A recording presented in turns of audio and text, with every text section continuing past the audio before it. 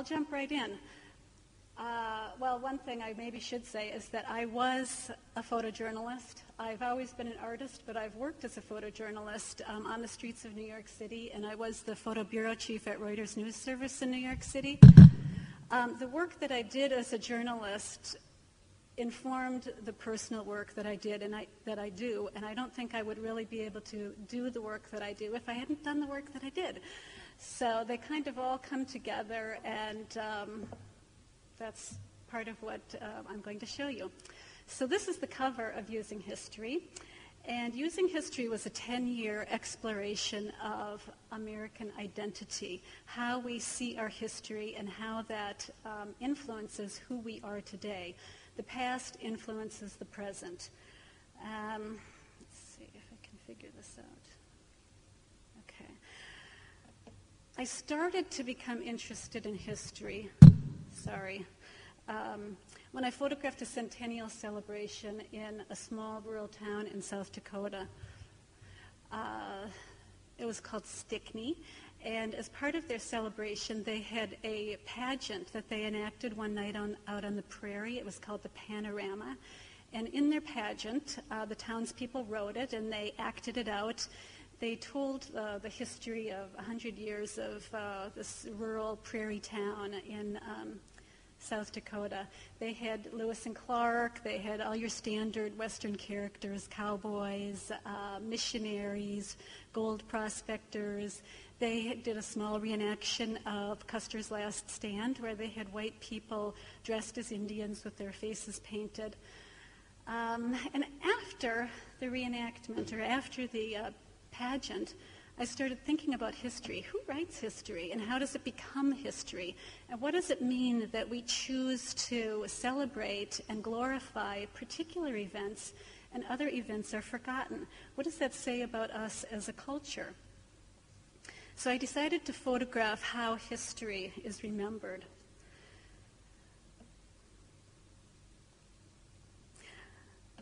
I began with research. And my materials consisted of a complete set of AAA family tour books to see what the typical family would experience on a vacation. I also included a junior high textbook on history. So I picked the high points, and I set out to see what was out there.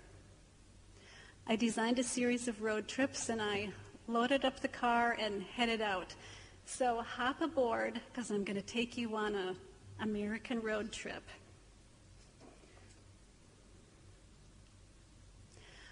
Americans romanticize the idea of the West with its wide open spaces, but not everyone wants to drive that far, so you too can get an authentic Western experience at Wild West City in New Jersey, which is on the left. And on the right, it's the world's largest buffalo, which is along the highway in South Dakota. It's standing outside of a gift shop where you can buy plastic tomahawks and coonskin caps. This is Frontier Town in Disney World, and these men are munching on turkey legs. This is Ike giving an orientation program at Gettysburg Battlefield Visitor Center. Apparently he had a farm near there, so you can buy a combination ticket and take a tour on a bus of both places. These are some little patriots learning about colonial Williamsburg.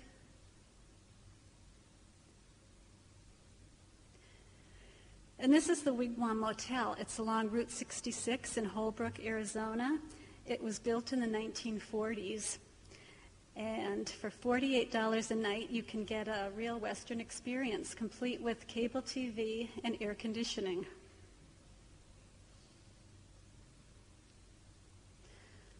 This is a buffalo and Winnebago in the sacred Black Hills of North Dakota.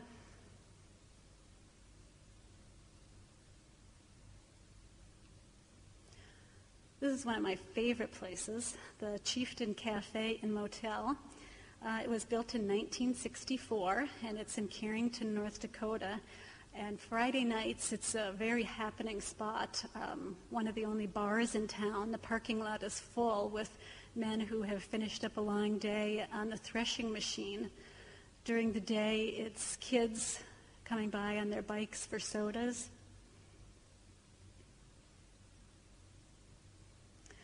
So along the way, I started to become interested in how kids learn what it is to be American.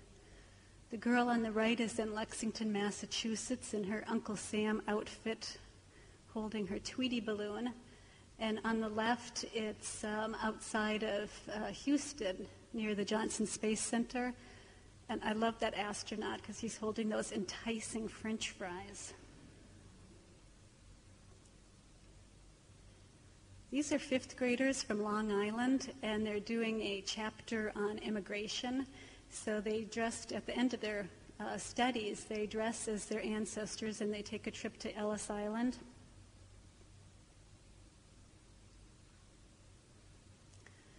This was before a parade for Little Bighorn Days, and this was in Hardin, Montana.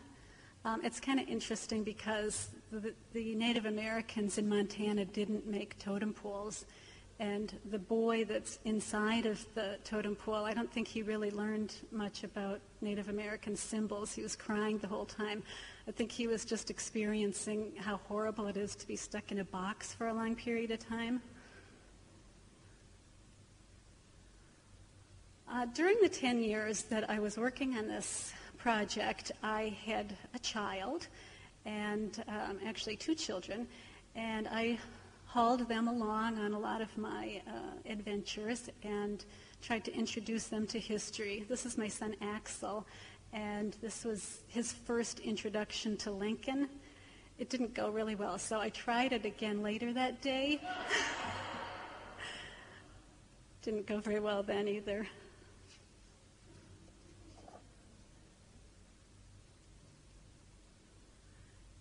These are Native American kids in Montana, and they're participating in a reenactment of the Battle of the Little Bighorn.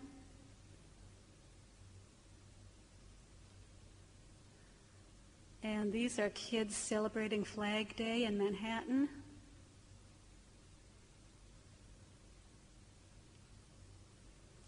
And these are kids in Oregon learning about the Civil War.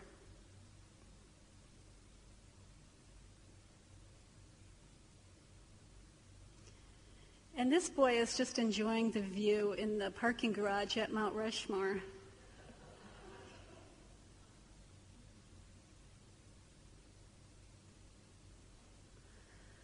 This is my daughter Rose's kindergarten class on President's Day. And I'm not sure what they were really studying, but I think it had something to do with the intricacies of making ringlets out of construction paper.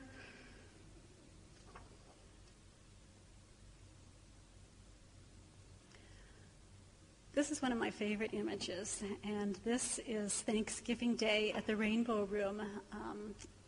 The Rainbow Room is an institution in Manhattan. It's on the 50th floor of Rockefeller Center, and they have a big Thanksgiving dinner that costs $120 for adults, $60 for kids, and it comes complete with these fabulous headdresses.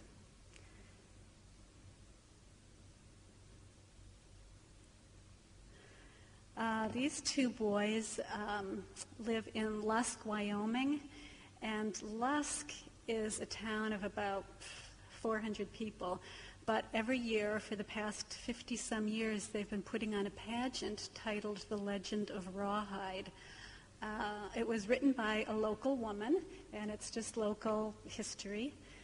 And the town people make their costumes, and they put it on in the softball stadium. They set up a stage, and it's big doings out there in Lusk. So the boy on the left was playing an Indian in the pageant. You can see his little blonde hair sticking out under his wig and the paint all over his body. The boy on the right wasn't in the pageant. He's just in his native garb. He just was there to have fun. This was also from Lusk. And this was after the dress rehearsal.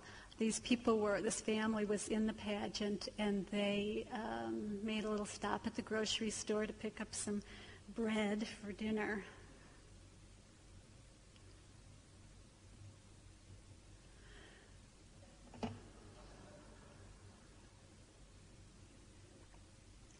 So along the way, I met a lot of interesting people, as you can imagine. This is Jennifer Stewart, and she originally was a high school art teacher in Iowa, and she entered a Statue of Liberty look-alike contest, and she won it, and it started a new vocation for her. She moved to New York City and started dressing as the statue.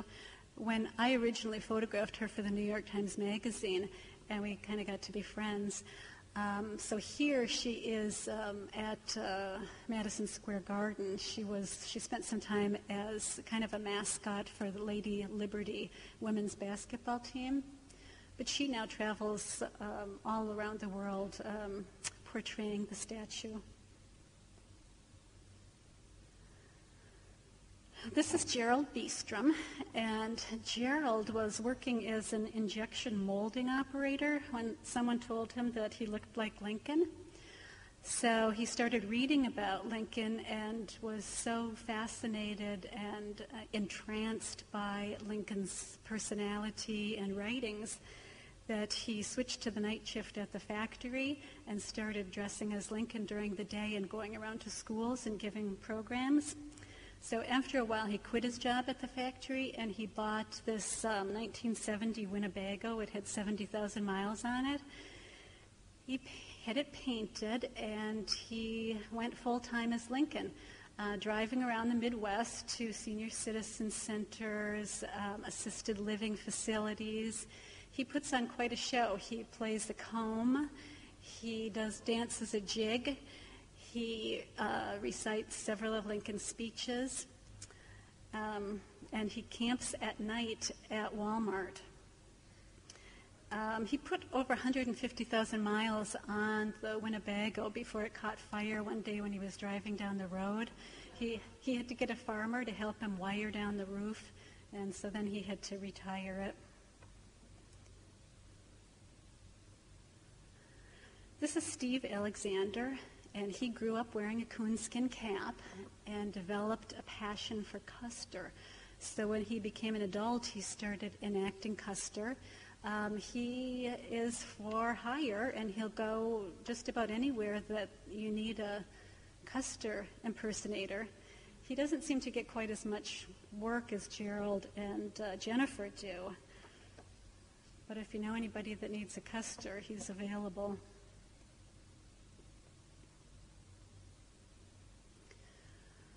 This was during the dress rehearsal for the Battle of the Little Bighorn in Hardin, Montana.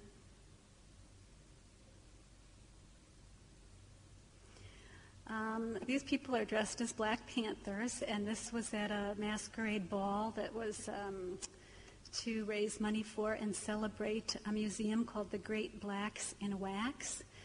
And it's in Baltimore, and it's really quite a fascinating little museum, but it's dedicated to the study and preservation of African American culture.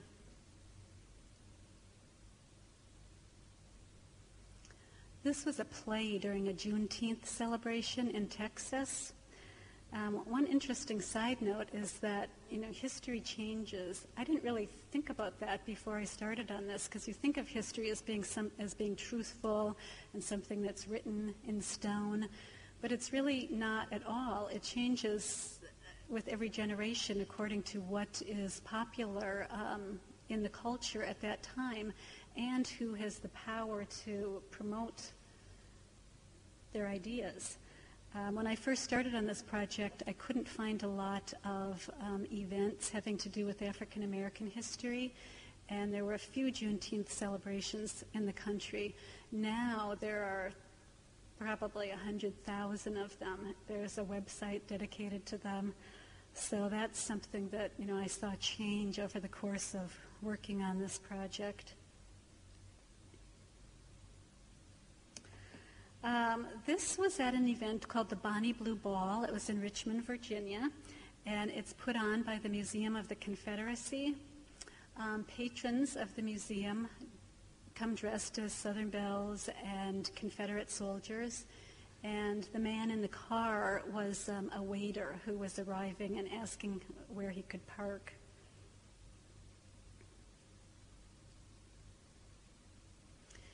This was at the Monmouth Battlefield State Park in New Jersey. And Monmouth was the site of a pretty famous battle in the Revolutionary War.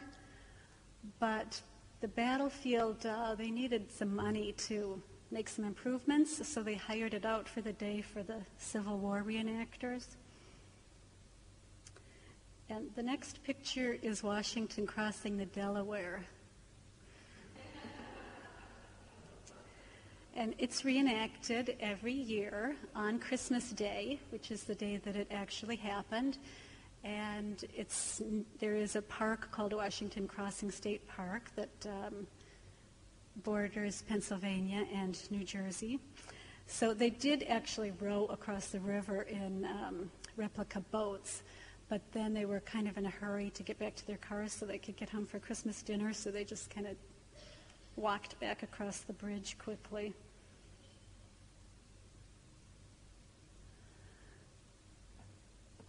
The picture on the left is a shootout, the shootout at the OK Corral in Tombstone, Arizona. And the picture on the right is a car window in Staten Island, New York. When I saw this picture, this poster in the window, everything just kind of came together for me. I've been working on the project for a long time and working on many other things also and going in and out of it. And starting, where I did from the pageant in South Dakota, I had a specific idea of what I wanted. But it wasn't until I saw this poster that I really started to understand what it was. That poster could have been right in the Wild West town. It's straight out of the Western mythology. And images and symbols from past that can be rooted in complete myth, as much of the Wild West is, have a power over the present. And we as Americans growing up and being educated in this country understand particular things that we've been taught. So seeing that poster with that particular typeface, wanted dead or alive, you instantly connect to the Wild West and the lone gunman who rides into town to clear up the bad guys for the good folk that live there.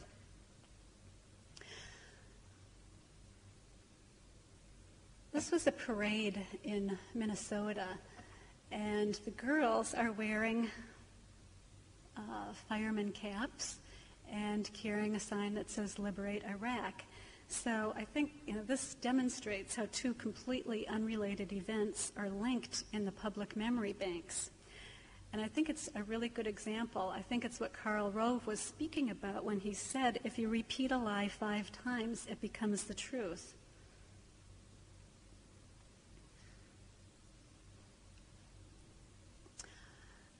Can you go back one? I goofed.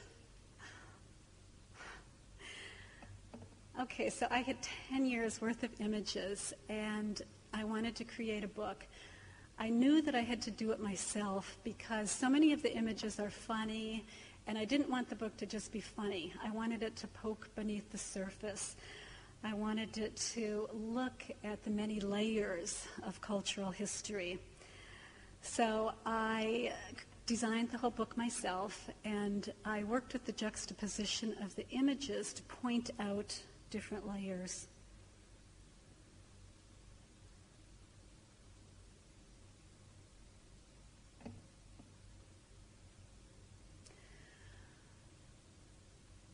I wanted the viewer to look beneath the surface and look at the complexity of public memory.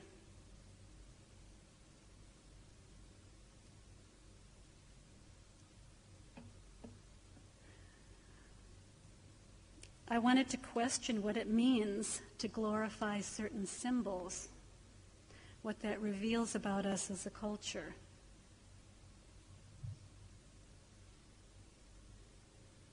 And I wanted to understand what it means to be an American.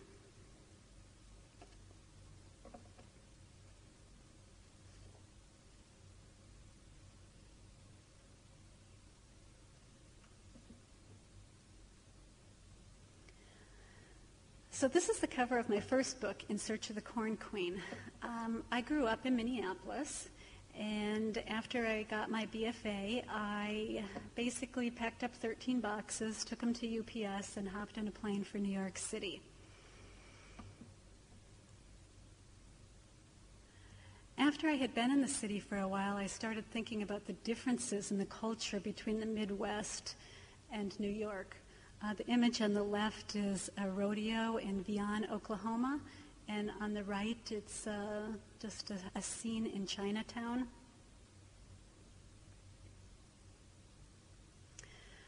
I started to realize that people in the East, and particularly New York City, didn't know much about the middle of the country and really didn't care to know a whole lot about it. The man on the left is at a powwow in North Dakota, and the woman on the right shopping for apples is in Brooklyn.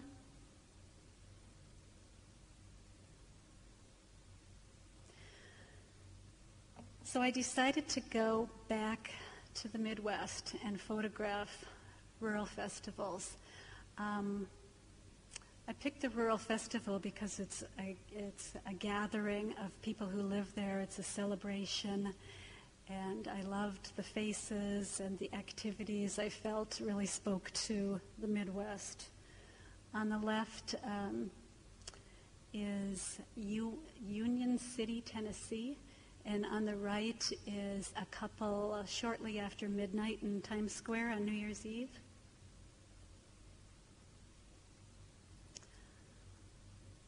This is in Tennessee, and I can't remember exactly where. But to do this project, I spent 3 summers, and I spent months planning before I went out. I got information from all the county agriculture societies, extension offices, and I tried to plot a course so that I could go to a different fair, and sometimes 2 in one day, finding out what they were doing. And I drove all the back roads, and it was before the days of cell phones, so I didn't talk to anybody from back home and really tried to just immerse myself in the Midwest.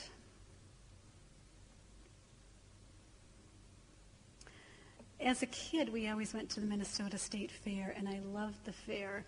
And, I mean, you know, what kid doesn't? Because where else can you dress in a fancy dress, get a free balloon, and play with a cow?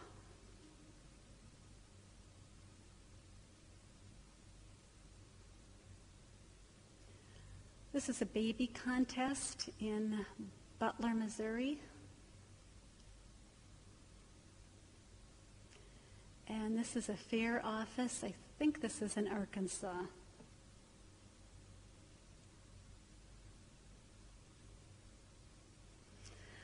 These twins were showing their sheep, part of 4-H, in Carrington, North Dakota. And incidentally, Carrington is the same town that hosts the Chieftain Motel. It's got a population of 2,149. This is Salem Sue, and this is also in North Dakota. She stands beside the highway, and she's supposedly the largest Holstein in the world. She was built in 1974. This is a powwow at a reservation in North Dakota.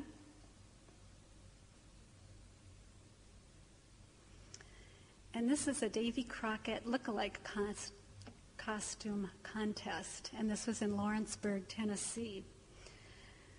While I was in Lawrenceburg, and particularly at this costume contest, I had a little time to kill, so I started talking to a man that was also waiting around, and he kind of filled me in on the history of Lawrenceburg and the surrounding areas, and telling me a little bit about Davy Crockett. And I told him, you know, I always get Davy Crockett and Daniel Boone mixed up. And he said, everybody does. And that's because Fess Parker played them both, Davy on TV, or Daniel on TV and Davy in the movie.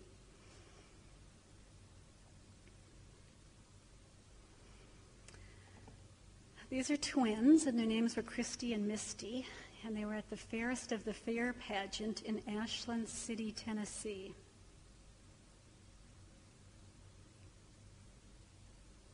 This is practicing for a talent show in McCory, Arkansas. And if you notice, she's using a brush for her microphone.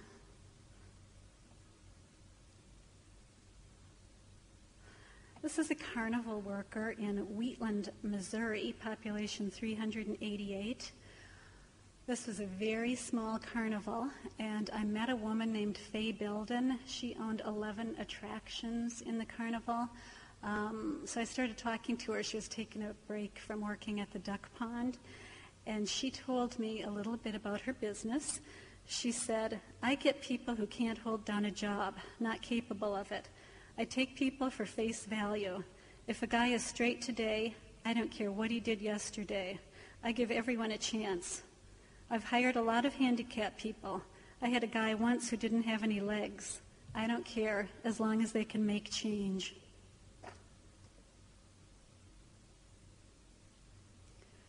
This was the Green River Catfish Festival in Morgantown, Kentucky, population 2,553.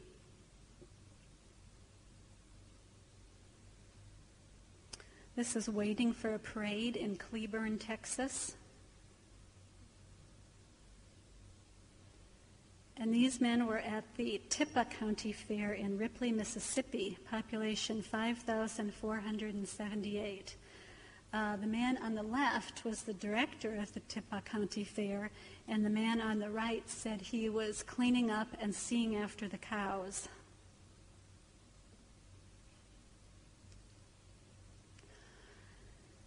This was pig wrestling in Montana. It was a Friday night event at the fair.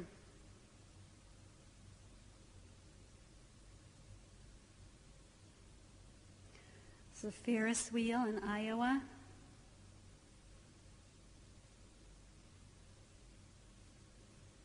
And cops in Texas, guarding the fairgrounds and watching for speeders.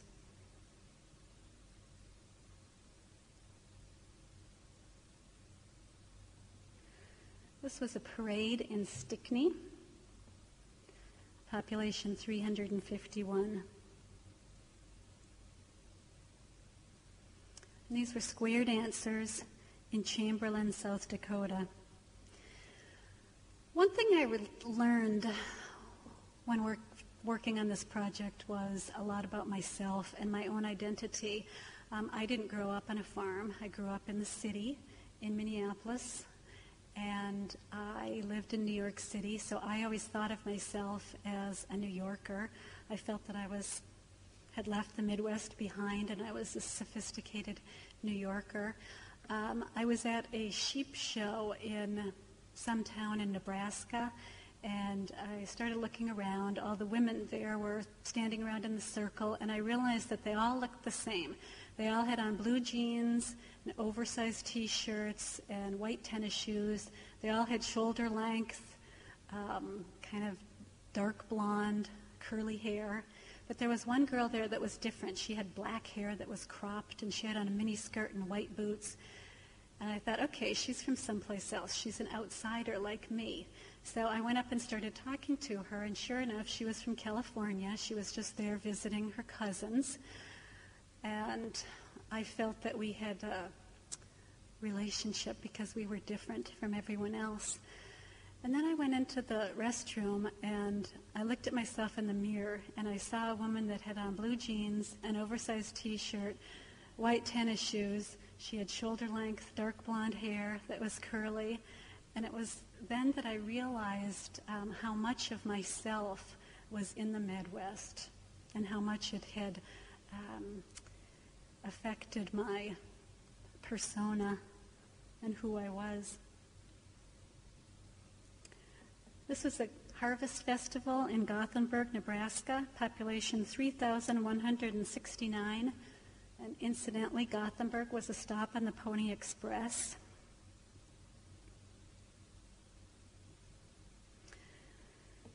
These are the Corn Queens in Pine City, Minnesota, population 7,105.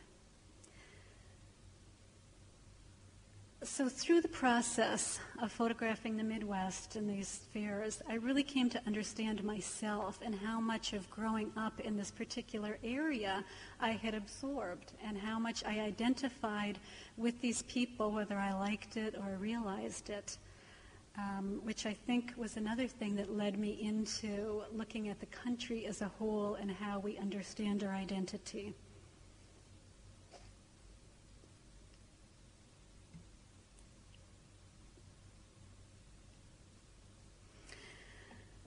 So this group of 9 Lincolns is in Hodgenville, Kentucky, and it's the back cover of my book, Using History. This was at the Lincoln Presenters Annual Conference. They have a group called the ALP, Association of Lincoln Presenters. They have a website, you can look them up, and they have a conference every year in a different site that has something to do with Lincoln. I have been to it several times. So I made this picture. In fact, one of the men I had originally met, and he's holding my son Axel. So he was my first Abe that I got to know. So I took this picture, and I started thinking about it and looking at it, because on first glance, they all look the same, because they have on the accoutrements of Lincoln, the top hat and the suit. But then when you start looking closer, they're all so very different. Their faces are completely different. And I felt that they were really kind of a good metaphor for a country, that a country is a group of individuals who are tied together and have this communal identity through their understanding of history and their heroic figures.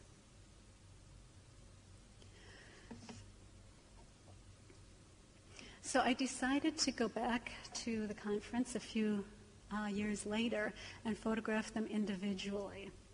The only instruction I gave them was that they should embody their idea of who Lincoln was.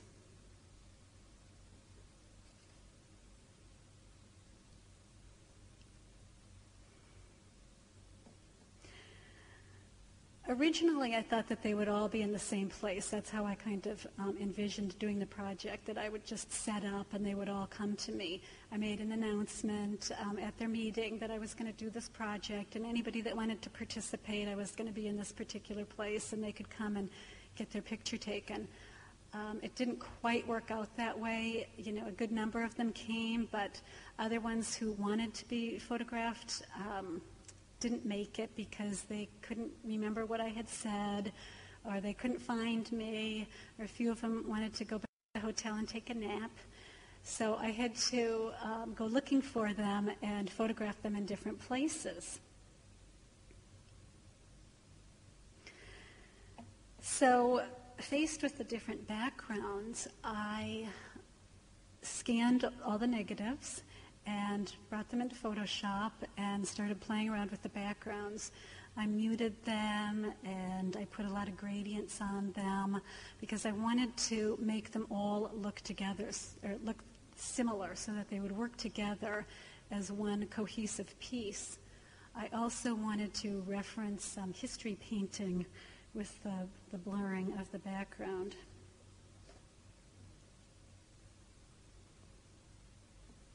I also played around with the colors a lot.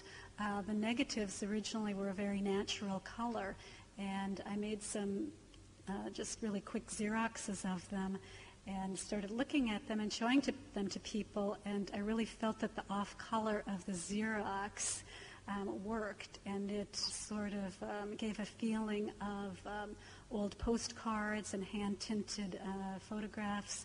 So I started playing with the color palette to come up with a palette that I liked and felt was sort of representative of hand coloring, and also to give them all the same color palette to further tie them together. So another thing I did was I wanted to know why they did it. So I asked them all to write about it.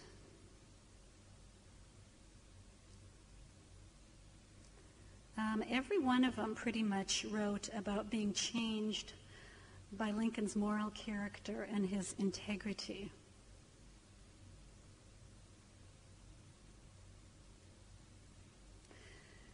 They also admired his faith and his personal discipline, his humble beginnings, and his self-education.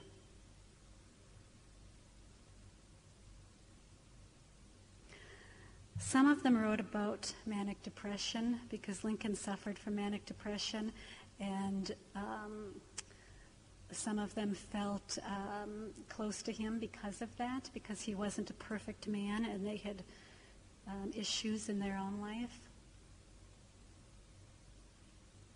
He was a great man, but not a perfect man.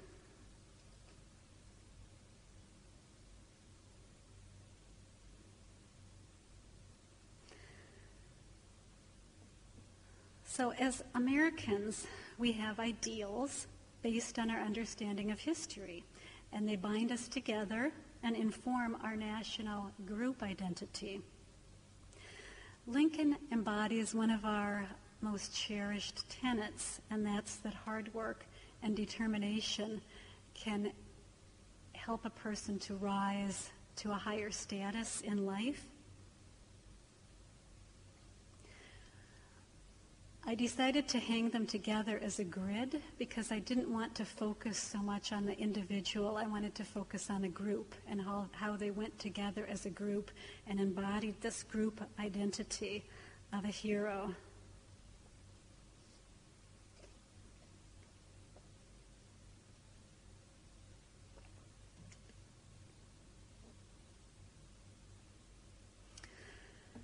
So now I'm going to show you a few images from some new work that I have recently started. I've been thinking about it for a long time and hashing it through my brain, and it's really just in the past month that I've started to make images.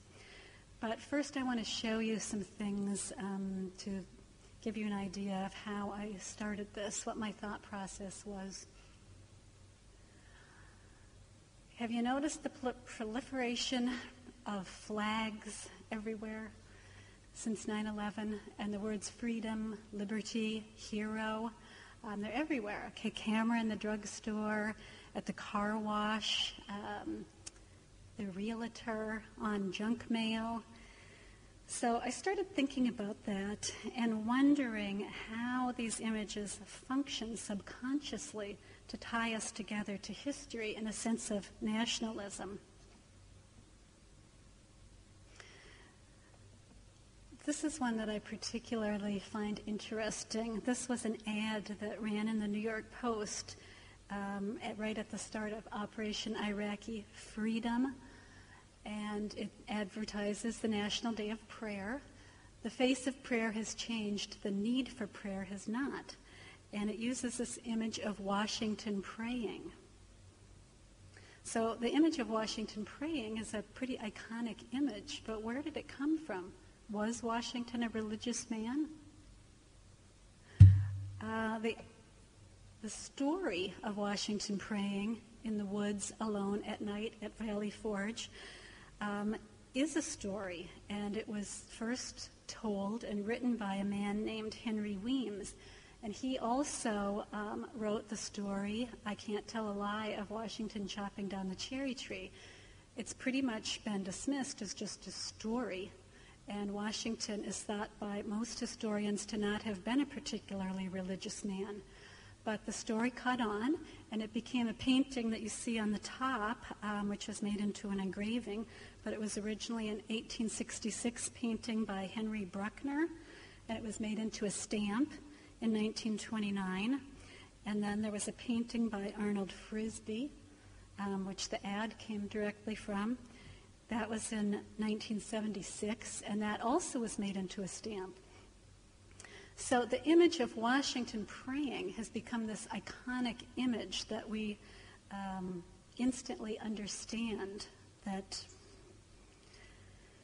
So I started thinking about history and how history surrounds us in places that we don't necessarily expect to see it, and wondering how that functions basically as propaganda that works subconsciously to connect us to the ideas that are portrayed.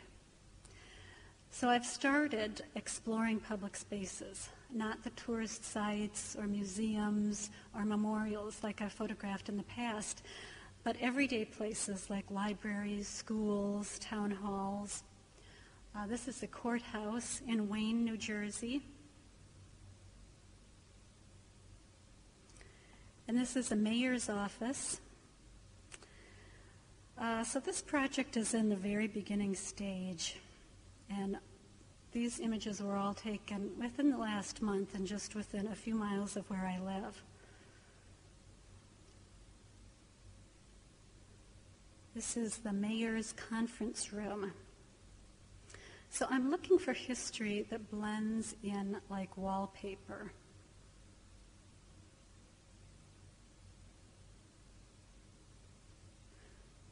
This is the Liberty Bell at Atlantic City High School. So with this work, I felt the need to see things differently, to slow down, and to come at it from a different visual perspective. So I bought an old Crown Graphic 4x5 camera with a tripod, so I'm lugging that around, so I have to slow down what I'm doing and really look and think about it. I'm also lugging around lighting equipment and lighting all my scenes.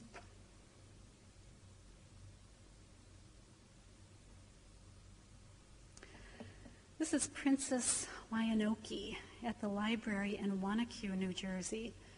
This painting was painted by a local woman, and no one seems to remember who painted it, but it was to celebrate a celebration in the town in 1966.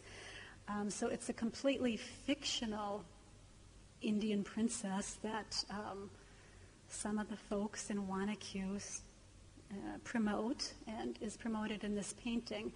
And it's still hanging in the library, so it still has some sense of being truthful.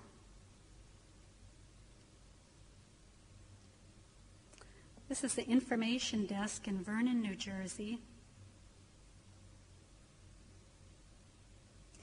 So I'm looking for symbols that have to do with history that are just there, that you walk past without really noticing.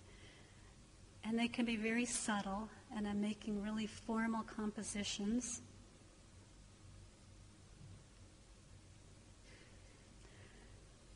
So that brings me back to Lincoln. And this is the library in Cedar Grove, New Jersey. And apparently there are 3 of these identical paintings, one in the firehouse, one in the town hall, and nobody seems to know anything about them, who did them or where they came from. They just mysteriously have been there.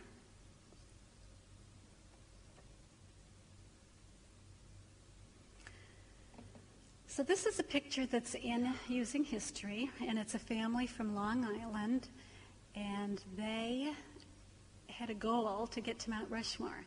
So they rented an RV, and they loaded it up. It's 3 generations. It's the grandparents, their children, and grandchildren. And the grandma on the left designed their T-shirts, and they say, "On the road again." So they drove, and this was their final destination, Mount Rushmore. So I want to leave you with one final thought, and that's that 10 years ago, antique voting booths were installed in the cafeteria at Mount Rushmore so that when you go there as a tourist, you can vote for your favorite president.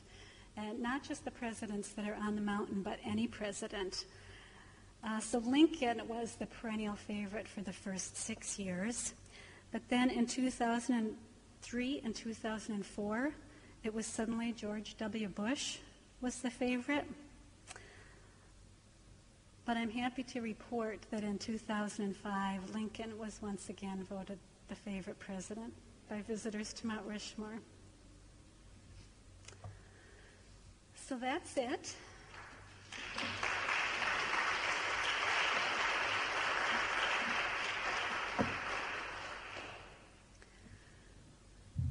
So now, if anyone has any questions, I would be happy to answer them. I think they're filming this, and they want to get your questions on film, so they'd like you to speak into the microphone. So a microphone is going to be coming around if you'd like to ask a question. Thank you.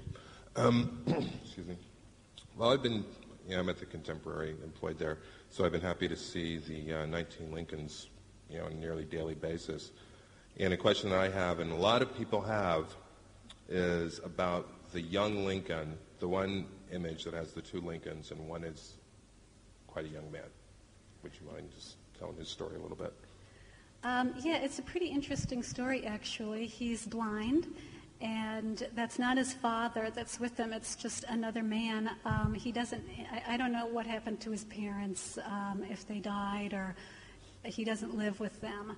He lives with an elderly and handicapped grandfather, and the man that's with him in the picture was actually for a long time a minister. He's retired now, but he is a man that does a lot of nice things in the community. And he took this boy under his wing a little bit and introduced him to Lincoln and brought him to the conferences with him. He lives in the middle of Oklahoma, so there's not a lot of chance for cultural events or really much of anything. So he wrote also, the boy, and I wish I had it with me, but he wrote something really beautiful, or he dictated it to his grandfather, and he said that when the other man first introduced him to Lincoln, he had to recite one of Lincoln's speeches, and he dressed as him, and he recited it, and he broke down in the middle of it crying because it was so powerful and moving. So it's actually quite a lovely story.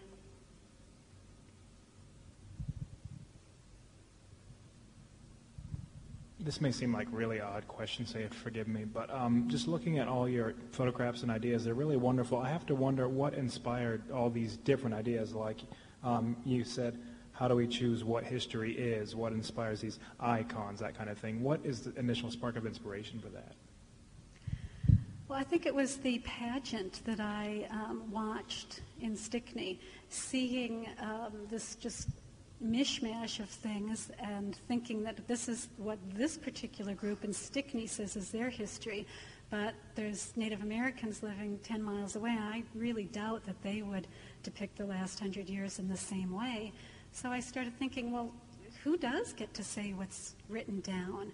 And it's really powerful. If you can control history, you can control the mindset of an entire nation.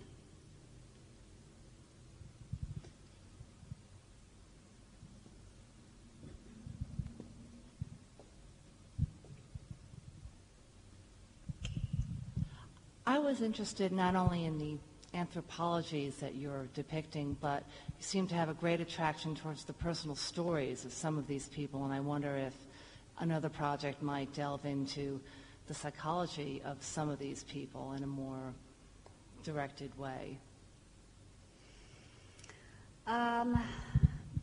Probably not, because I just don't see myself going in that direction, but it would be a really interesting project for somebody. But I'm really a visual person, and I like to make images, but I do also like to meet people and talk to them and find out their story. Okay, I think we'll take one more question. Yeah.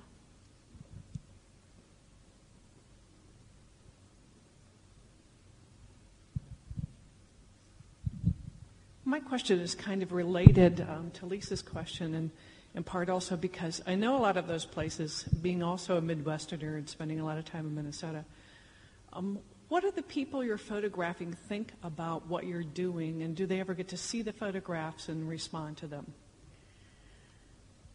Well, I don't know that much that they see the images, which is sad. I would like to know that they were. I would like to be able to keep in touch with everybody, but I take a lot of pictures, and so I don't necessarily get everybody's address.